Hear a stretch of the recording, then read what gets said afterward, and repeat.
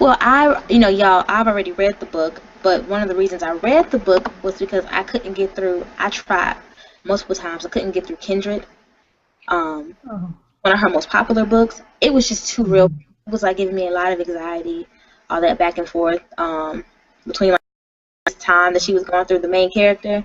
I just couldn't Mhm. handle it, and so I looked up, you know, by her that got a lot of great ratings. And this series, Parable of the Sawyer and Parable of the Talents, got really great reviews. And I haven't really read many books by Black women that is like sci-fi based and not just, the everyday, life of being a Black woman. I haven't read anything like, science-y from Black women. And didn't really know that was a thing until Octavia Butler. I think this series is really heart-wrenching and a really good book. I think you get attached to the characters. I think that it is very close to real life, depending on the turn of this election or future elections. Obama's about to be out of office. It may become real.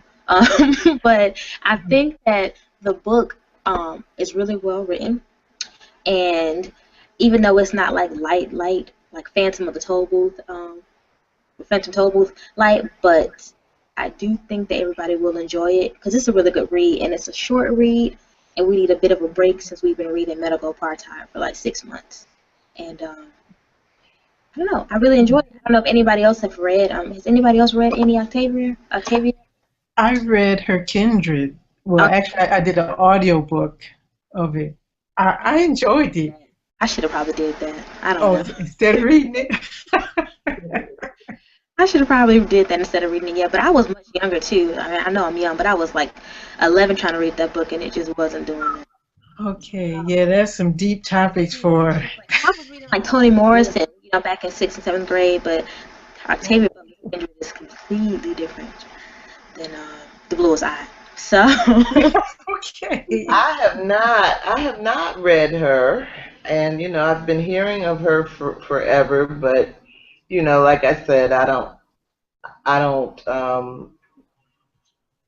don't do a lot of fiction.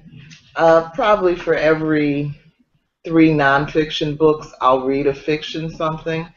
So I'm excited about getting to her. Um, you know, and I do think it's important to mix it up between fiction and not nonfiction, and especially the two books that we read at the dark end of the street and medical apartheid.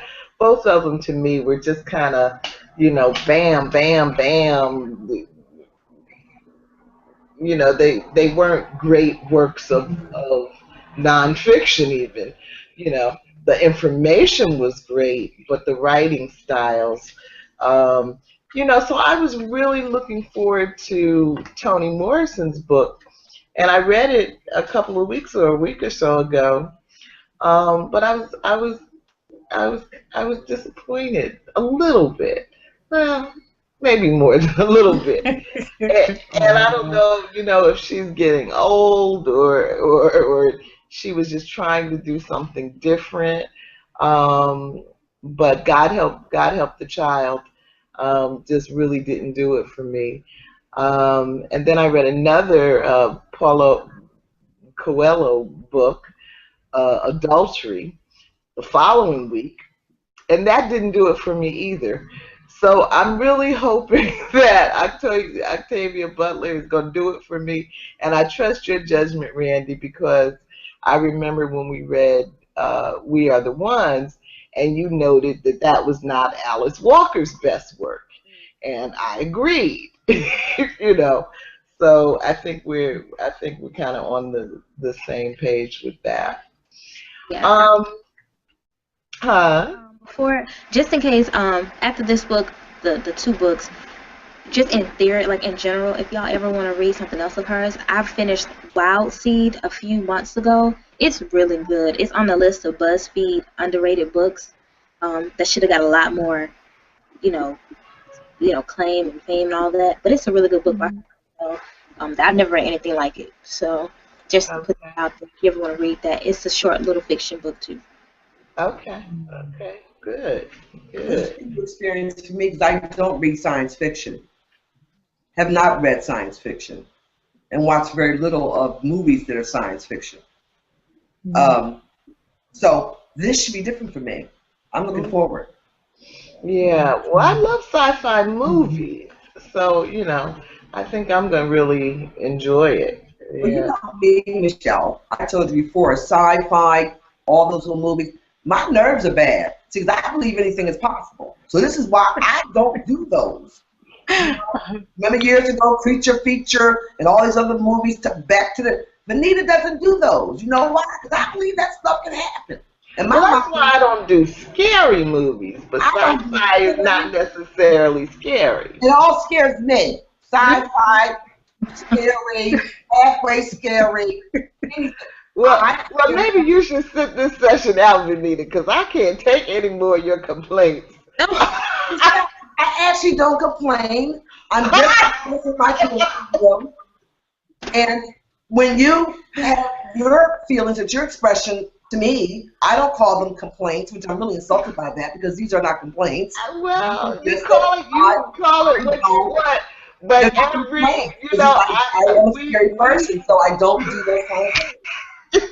every week leading up through medical apartheid for the last 6 months, I've had to get several hours of phone calls going on, everybody, with, oh, I hate this book. Oh, I don't think I can do this. Oh, now you call that what you want.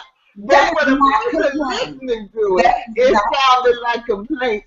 And really, no, seriously, I don't think anybody should ever do anything they don't want to do.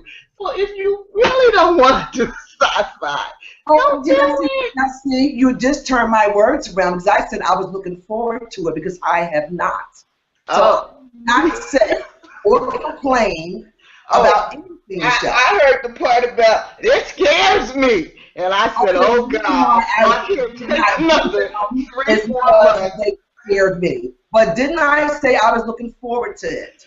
That was the first thing I said. It was very positive, Michelle. Now, I don't know if it's people tonight. Vanita cannot do this tonight because No, I did hear you say. I look forward to it because I read sci-fi Well, Okay. just a or science disclaimer. fiction.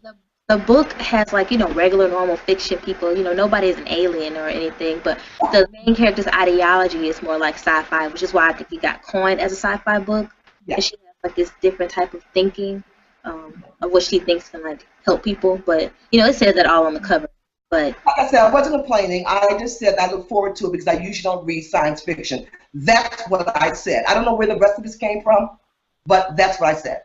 We can go. So we're gonna you're gonna force me to make a clip with Vanita saying it scares me. That's why I don't do sci-fi. And the wonderful thing about being on videotape is I can cause you to hear yourself. No, seriously. I just never watched like really sci-fi movies because I always found them scary. Some people just find things scary. That's all. I didn't say that I damn them. I just said that I found them personally scary. But we'll just keep on, move right along because I don't want this to be pick on me tonight because I'm not trying to do that. So we can move right along. Thank you. So, Joel, thanks for getting Dr. Bell here. That was wonderful. Well, I forgot to tell y'all, I interview Dr. Bell on the radio all the time. I usually get about 5 words in because he's used to giving lectures and everything. It was like, damn, I was like, so you have to like, which he means no harm, but he just tried to get it in, I guess. I don't know. No, that was great. That was a lot of stuff we needed to hear. So, I think it's great. So let's move on and talk about the session 4 start date. Joel, you got the word on the new book, is that right? Yeah, we're doing. It's not a touchy feel good movie. It's a science fiction type one. Yeah, yeah. Are you gonna be able to handle that? I handle science fiction. Okay, because I'm just fighting with Vanita about, Nobody should do anything they don't want to do. It is But not. As a matter of fact, I think what I should be doing right now, because I really have a couple of things and a couple of phone calls to make, let me know how the sessions turn out, when they start, and I'm going to make a couple of phone calls. Good night, Joel. Good night, Kim. Good night, Good night, Vanita. Good night, you have Joel. a comment, Good Vanita? night, Vanita. Good night, Vanita. I guess she's mad. What Vanita mad about? What y'all did to her? Michelle, because I said that if she doesn't want to read, which I'm saying the same thing to you, if you don't want to read the session 4 book selection, don't do it. But, you know, I don't have a problem with you, Joe, because, you know, if you don't feel like showing up, you don't show up. You don't say a whole lot. But Vanita is, you know, my best friend. So she calls me, you know, the day before, the day of the meeting or whatever, and we'll talk for 2 or 3 hours.